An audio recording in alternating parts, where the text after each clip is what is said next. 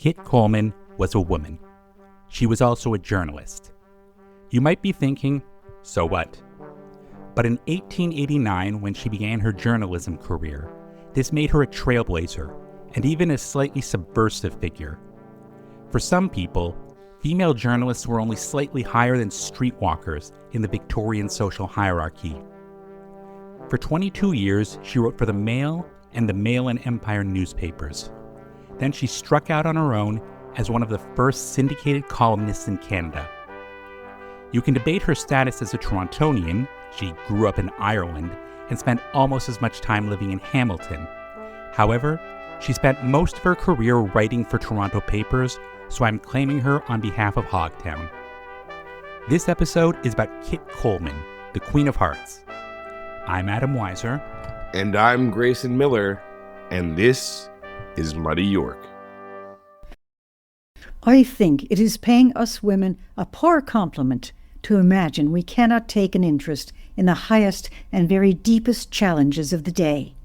The woman best known as Kit Coleman went by several different names throughout her life, partly as a result of multiple marriages, but also because she made changes to her name on 2 different occasions. Kit was actually her pen name, but that's usually what we'll call her just for the sake of simplicity. Catherine Ferguson was born in 1856 in County Galway, Ireland.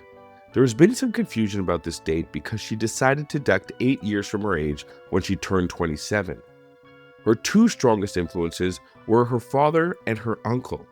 She inherited her loves of books from her father, who initially tried to restrict her reading to books that were considered acceptable to women before giving in and allowing her full access to the family library. Her uncle was a prominent priest who was known for his strong social conscience.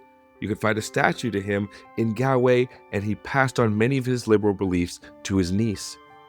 She attended a Catholic boarding school where her uncle was the spiritual advisor, and later she would also attend a finishing school in Belgium. Sometime during this period, she began calling herself Kathleen instead of Catherine. We don't know what inspired this name change. At the age of 20, she married a wealthy county squire named Thomas Willis. He was significantly older than her, and it was probably an arranged marriage. He doesn't seem to have married her due to affection, and Kit's writing suggests that it was a loveless and unhappy relationship. Willis may have married her in order to produce a son and heir. They would have a daughter named Mary Margaret, but she died at the age of 2. After 4 years of marriage, Willis died. Kit was disinherited and was left penniless. Initially, she worked in London as a governess, but she found this position unfulfilling. So, in 1884, she sailed for Canada. After settling in Toronto, she worked as a secretary and married her boss, a salesman named Edward Watkins. They had 2 children and spent some time living in Winnipeg. Kit taught music and French to earn extra money, but the family was not well off. Kit divorced Watkins after it became clear that he was a drunk and a philanderer. He may have also been a bigamist, because when she announced that she was leaving him, he declared that they were never married to begin with because he already had a wife in England. It's not clear if this was true or if he was just trying to antagonize her. If it was the latter, he probably succeeded. Kit's writing is full of unhappy women who love alcoholic and philandering men, and it's easy to imagine that this was inspired by her real-life experience. These economic hardships had a profound effect on Kit. She wrote about suffering, Poverty and hunger, absolute, primitive hunger, when the steaming odor of savory soups from restaurants used to turn me faint and sick. Her writing suggests that she feared that she might one day return to that poverty. Around this time, she made another name change and began calling herself Kathleen Blake, telling people that she was related to a prominent Galway family.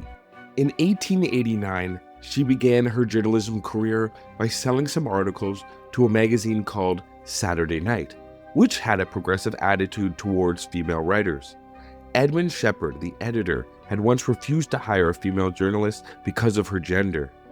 After she became a popular writer and novelist, he decided that he wouldn't make that mistake again. In that same year, Christopher Bunting, manager-director of the Mail newspaper, was looking for someone to write a new woman's section.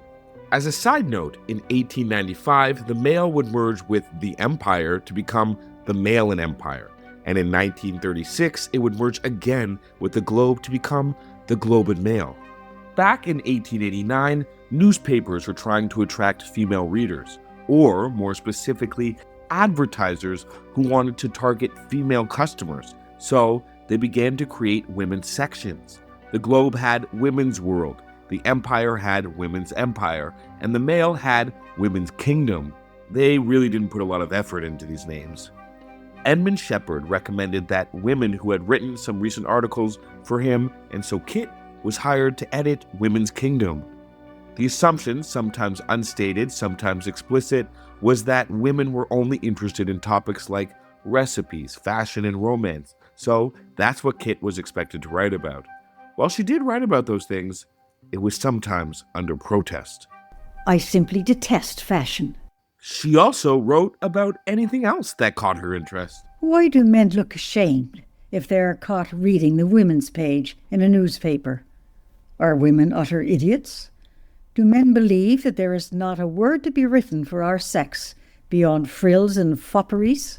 Women's Kingdom began as a weekly half-page feature, but over time it expanded to a full page or more.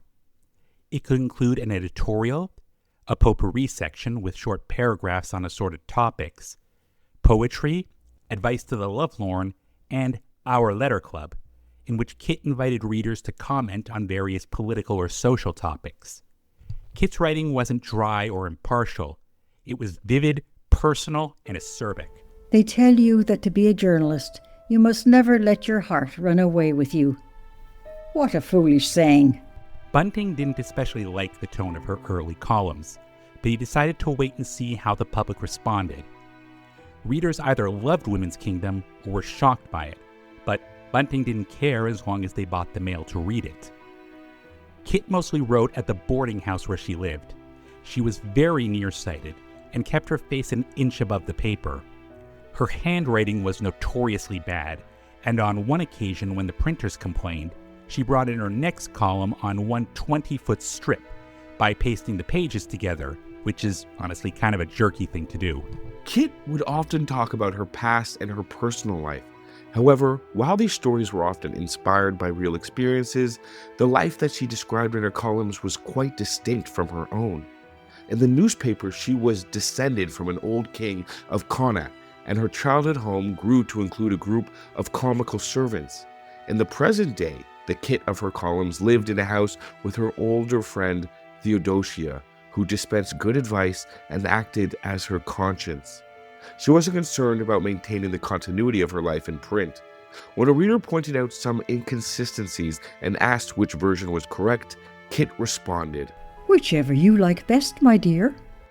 Trying to figure out Kit's identity became something of a parlor game. Some readers insisted that she must be a man because she talked about swearing and women didn't swear, or because a woman would have chosen the name Kitty rather than Kit.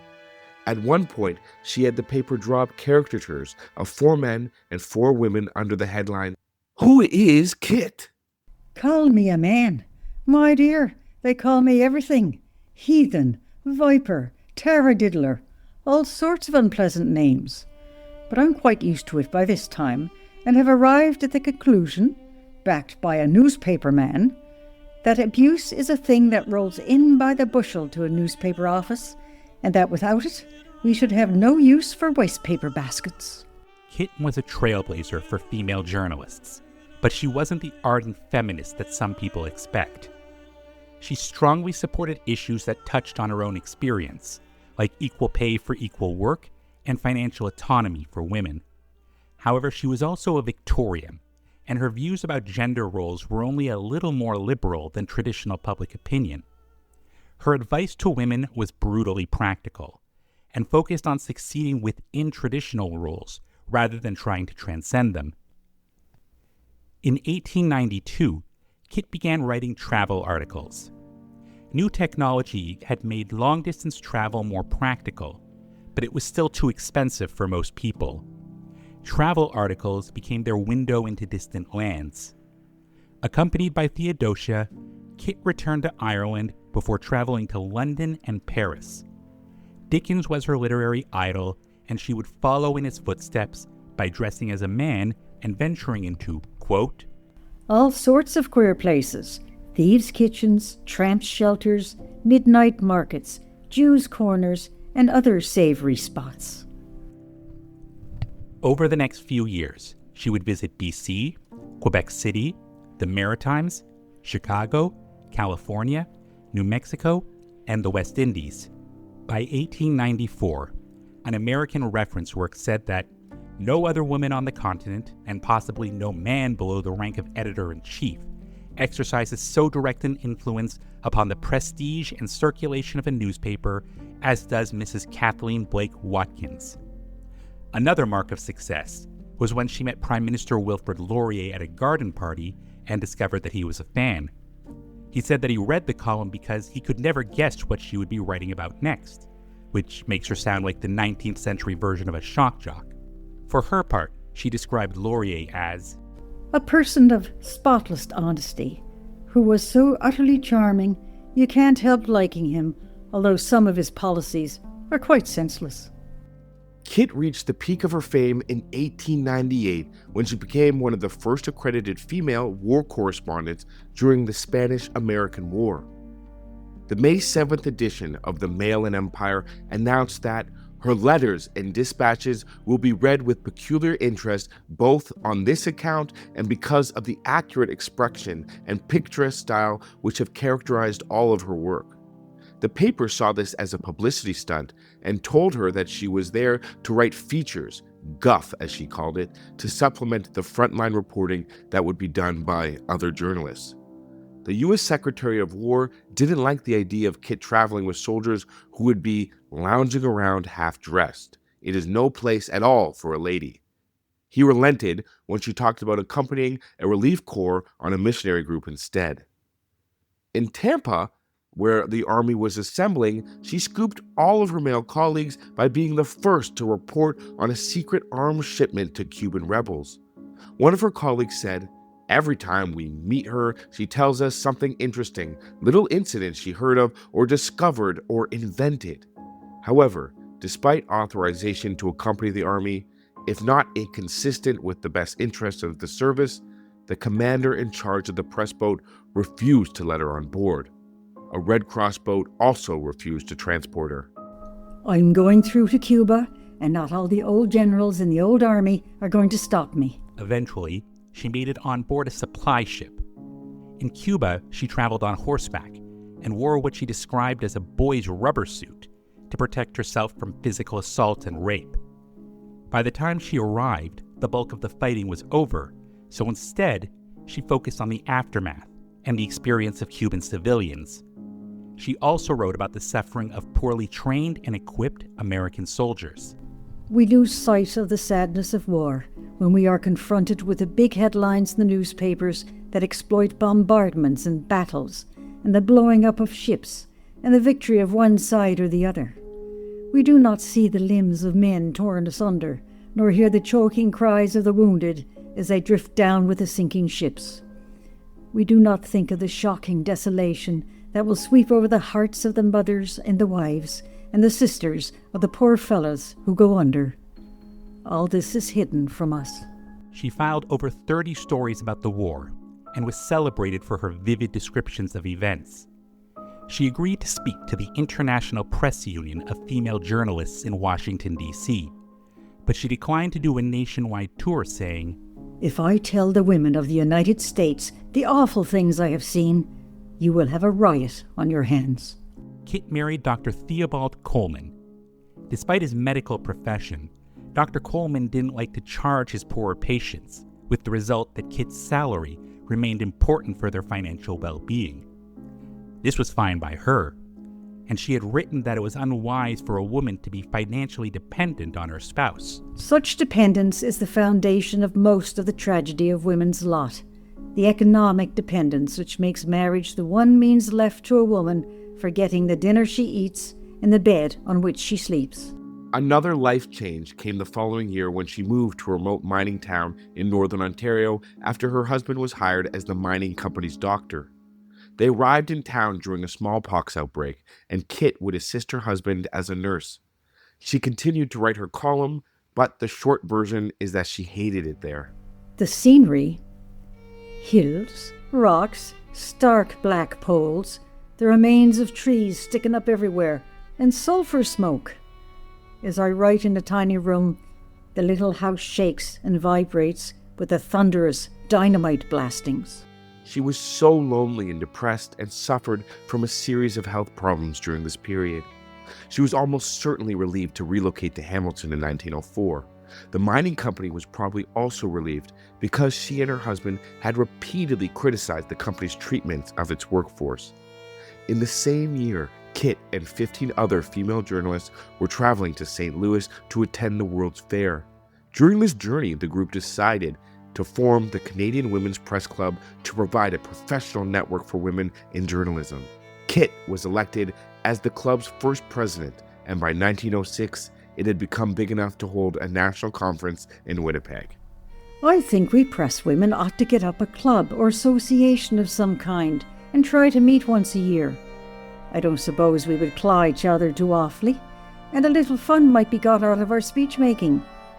Why should Canadian men journalists have all the trips and banquets? She scored a major coup the following year by landing an interview with Cassie Chadwick, a Canadian-born fraudster who had stolen $2 million in 1905 dollars, by hinting that she was the illegitimate daughter of steel magnate Andrew Carnegie. This daughter of a labourer with the brain of a Rothschild, without the money of one, played a game that stirred the world. And today, lying in Cleveland jail, she is the most humiliated woman in the world. Humiliated because she can bear anything but the word beaten. In 1910, Kit came out in support of women's suffrage. It might seem surprising that she would not have endorsed it sooner. One reason is that she worked for a conservative paper, and until the start of the 20th century, women's suffrage was seen as a somewhat radical cause. Another reason is that she was genuinely revolted by the violent tactics employed by some of the suffragettes. However, despite her public endorsement, she remained aloof from the suffragist movement. I am not a suffragette, or rather, worker in the cause.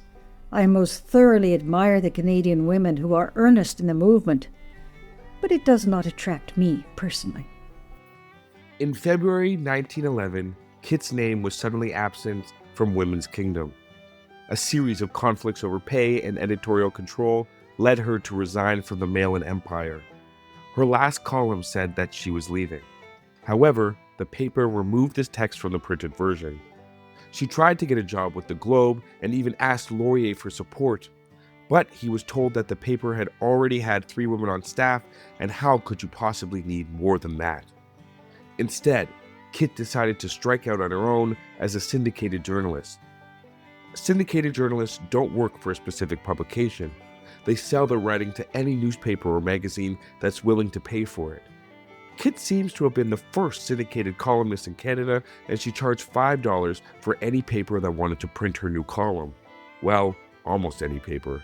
She actually refused to sell her work to the Mail and Empire. She liked the exhilaration of working for herself. That is the Irish of it. Rather a splendid feeling that we will have to wrest fresh coins from the crest of duck-lucky waves as come lifting and lowering the frail craft of yours, which is named my business life. A joke of a craft between you and me, with a touch of a pirate in her. However, self-employment didn't give her complete freedom over the content of her columns.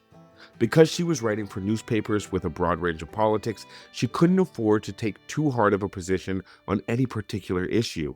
Being syndicated also meant she only got paid for what she wrote. If she was ill, as she frequently was over the next 4 years, she had to dictate her column while lying in bed. In May 1915, Kit went to bed with a terrible cold. It turned out to be pneumonia, and she passed away at the age of 51. Her last column called on readers to take an interest in children born out of wedlock, to Canadian soldiers serving overseas during World War I. Kit has received some recognition since her death. She was inducted into the Canadian News Hall of Fame and was designated a Person of National Historic Significance, which is a Canadian government term if I've ever heard one. She also featured in the CBC documentary Canada, The Story of Us. But I can't help thinking that these awards represent the kind of bland content that she would have snickered at. So instead, we're going to end with one of her observations about modern life. Well, modern life 125 years ago. Have you ever watched women signalling streetcar conductors when they want to get off? It is usually with a stony stare and a haughty toss of the head, or a wild, irritating jerk of a lifted forefinger, or a thrust forward of the whole hand, with a look that seems to say that the owner just knows that the conductor is doing his best to take her past her street. Now and then, a woman will jump up and down on her seat, like a hen on a hot griddle, and lean forward in a frantic endeavour to catch the conductor's eye, while poking the eye of her neighbour with her umbrella or parcel. Or a lofty, languid young lady will intimate by a pose of her eyelids that she will permit the slave of the collection box to arrest progress of the vehicle. They have their troubles, have conductors.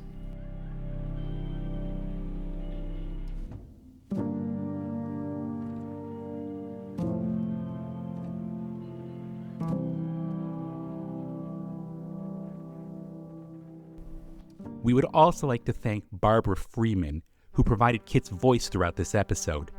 She's also the author of Kit's Kingdom, which was one of our main sources of information alongside the woman herself, who probably knows as much about Kit Coleman as anyone today. Guys, we've been growing. It's been really great. We want to thank all of our listeners. People are writing in. Continue to write in. If you write us, we will read it out loud, kind of like some old school radio vibes. I really like that. So write us. We'll start reading some of the messages to you guys and hear all of the great feedback. And please give us some great story ideas. We've been taking some of the ideas that you've been giving us, and we'd love to share more about Toronto's history. And if you want to reach us, Adam, where can the good people reach us? Yeah, Christ. I will get this eventually. They can email us at muddy_york@outlook.com. They can find us on Twitter at Toronto_history. They can find us on Blue Sky at Muddy York, or they can find us on Facebook at Muddy York History. We'll see you all in 2 weeks.